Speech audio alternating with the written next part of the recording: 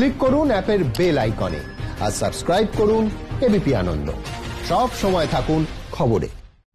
Park স্ট্রিটে Xavier's কলেজের সামনে থেকে মাদার টেরেজার মূর্তি পর্যন্ত ফাদার স্টান স্বামী নিঃস্বার্থ মুক্তির দাবিতে মিছিল। 8ই অক্টোবর মহারাষ্ট্রের ভীমা কোরেগাঁও হিংসার ঘটনায় এনআইএ এর হাতে গ্রেফতার হন তিনি। ফাদার স্টান স্বামীর মুক্তির দাবিতে মৌন মিছিল কলকাতায়।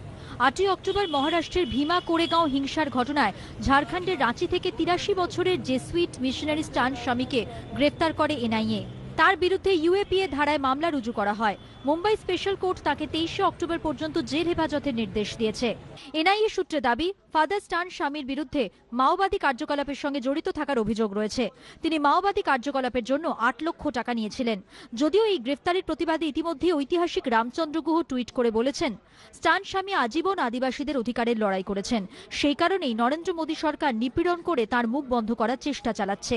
কারণ এই সরকারের আমলে আদিবাসীদের জীবন ও জীবিকার চেয়ে খনি সংস্থাগুলির মুনাফা বেশি গুরুত্বপূর্ণ। আইনজীবী প্রশান্ত ভূষণও মোদী সরকারকে দুষে টুইটারে লিখেছেন, বিজেপি সরকারের আমলে এনআইএর হিংসার সমস্ত সীমা ছাড়িয়ে গিয়েছে। ফাদার স্টান স্বামীর নিঃস্বার্থ মুক্তির দাবিতে পার্ক স্ট্রিটে জেভিয়ার্স কলেজের সামনে থেকে মাদার টেরেজার মূর্তি পর্যন্ত মৌন মিছিল করে Mother Teresa international award committee. Father Stan গরিবের সঙ্গে কাজ করেন, গরিবের সঙ্গে দাঁড়িয়েছিলেন।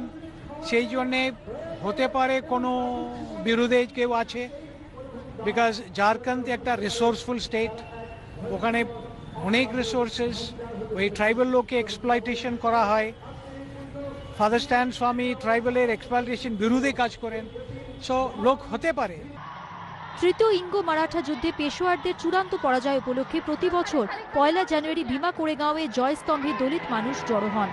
2017 সালের 31 ডিসেম্বর দলিতদের এলগার পরিষদের এই অনুষ্ঠানের পরদিনই হিংসা ছড়িয়েছিল পুনে জেলার ভীমা কোরেগাঁও এলাকায়।